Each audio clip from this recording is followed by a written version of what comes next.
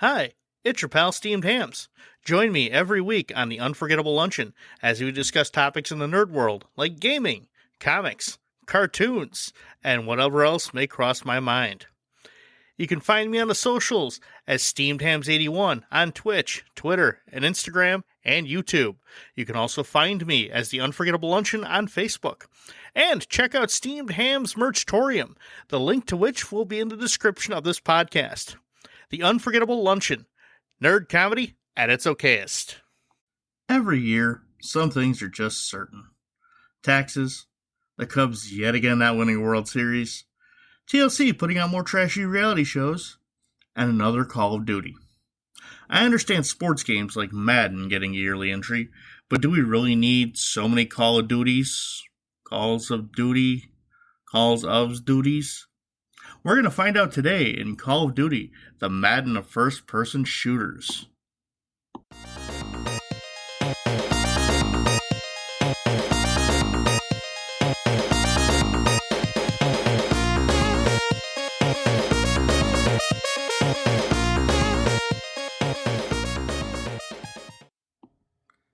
Hi, it's your pal Steamed Hams. I hope you're ready for another unforgettable luncheon.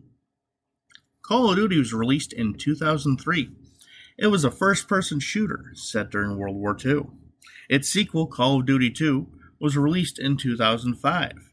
And for every year since, a new entry has been churned out with the regularity of KISS farewell tours. These entries jump between World War II, present day, and the future, with one entry set during the 60s and another during the 80s with a kind of intertwined Cold War theme. There were also standalone games set during the future, near future, that didn't really reference the other games and were very hit or miss. While the games started with the World War II setting for the first three, they soon branched off. There were only so many times you could show that war if you really wanted to pop out entry after entry every year. So by the fourth one, we were now fighting modern times, war in Iraq pretty much, but also with Russians. Because us gamers and living room Spec Ops warriors wanted our cake and to eat it too. We couldn't just use one enemy, so we needed both. And that spawned two direct sequels to itself, plus a 2019 reboot, which itself got a sequel in 2022. I guess at that point they were just fresh out of ideas? Don't know. But then around 2008's World at War, which itself was actually a solid campaign game, they branched out to add zombies, which was the style at the time. And this, in turn, branched out into famous figures and actors all of a sudden cameoing in these zombie modes. Hey, you want to play as JFK, Richard Nixon, or even former Secretary of Defense Robert McNamara? Go ahead. Want to battle zombie George Romero? He was a zombie. As Sarah Michelle Gellar, Michael Rooker, Danny Trejo, or Robert Englund? We got you. There was even a mob-themed zombie mode called Mob of the Dead, starring Ray Liotta, Michael Madsen, Chaz Palminteri, and Joe Pantoliano. Basically, they were making Goodfellas versus zombies to this game, apparently. Actually, I kind of watched that movie. Let's not lie. That would be a fun movie. Unfortunately, at least one of the participants is no longer with us, so that kind of sucks, but hell, let's not lie, I'd watch that. There was even one with Pee Wee Herman playing a demented Willy Wonka-style character, trapping the players in an 80s-themed amusement park filled with zombies, and having to rescue David Hasselhoff. That was a low point. Look, when it sunk that low, just retire zombies. When you're going after David Hasselhoff, just retire the zombies. You know? And when you consistently need big names just to get people to play it, you maybe take a year or so off. Re-examine. See what you can do to fix it. You know? It was cool, like, for example, in the main campaign to see Kiefer Sutherland in World at War. But then you started shoehorning all the celebrities in, like, mostly in the zombie mode. You know, was zombie mode that bad that the only way you could play was to be a celebrity? Well, this zombie mode sucks, but I get to play as Bruce Campbell. Okay, actually, that's how they got me to buy Advanced Warfare after Ghosts, truly sucked. But that's besides the point. Point is, quality over quantity. I mean, Battlefield tried some new shit on occasion. Let's go to World War I. Let's be cops in Battlefield Hardline, which, let's be honest, was far better than the movie Let's Be Cops. Call of Duty.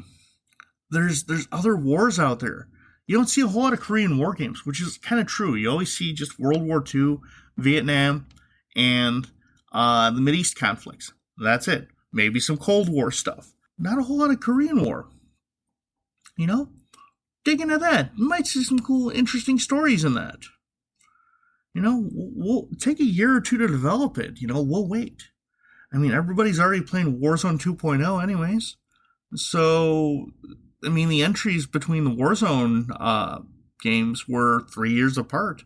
And they were still going strong online. You can't go on Twitch and type in Warzone without getting hundreds of entries back going, grinding for them Warzone dubs. But honestly, quantity over quality certainly has been a thing with them. If we don't release one every year, they're going to lose interest. That led to some stinkers like Ghosts. Oh my god, do I ever regret pre-ordering that game. The campaign was meh at best. I think I attempted to replay it once. And didn't really play it that much until I traded it in. Hell, I always give the multiplayer a shot, even though, spoiler alert, I dislike other people in games. I just don't like playing games with other people online. I think in the hour I played Ghosts multiplayer, I got 3 kills? While not even getting much of a chance to move while being killed, I would last about 10 seconds before somebody got me. So I got frustrated and gave up. Honestly, if it wasn't for Bruce Campbell being in the Advanced Warfare Zombie mode, which also had an excellent cast featuring Bill Paxton and John Malkovich on top of that, I was giving up on Call of Duty entirely because that game just frustrated me. Now, the story to Advanced Warfare ended up being pretty good. I replay it often because it is a fun game. But you get the added bonus of getting to off Kevin Spacey. He was the main bad guy. This is more relevant today, seeing as how he turned out to be a bigger scumbag than his character. And if you play the game, you realize his character is a fucking scumbag. So, there you go. I think Warzone proved that you don't need to release a new one every year to keep people interested. I mean, people were still playing that 3 years after it came out, and it proves that it's got staying power. You don't need a new one every year. Which is more than you could say about the others. As soon as the new one comes out, all of a sudden, the old one gets ditched. Lobbies are empty. Forget it. That's the old, this is the new. But until, honestly, they start actively clamoring for something new, be like the Beatles and just let it be. Leave the yearly releases to sport games. They can pull it off better, albeit with a lot of microtransactions, but also, microtransactions. What the fuck, dude? The experiment's over. As much as people bitch about them, they still buy them. So you can release the most ridiculous shit possible, and people will probably buy it while giving them zero advantage in the game, but they bought it. I just spent $5 and got a new color for my rifle. It's mint green. Cool, does it up your stats or something? No, it's just green. Or, man, I just paid $10 for this skin pack featuring the cast of Police Academy. Well, cool.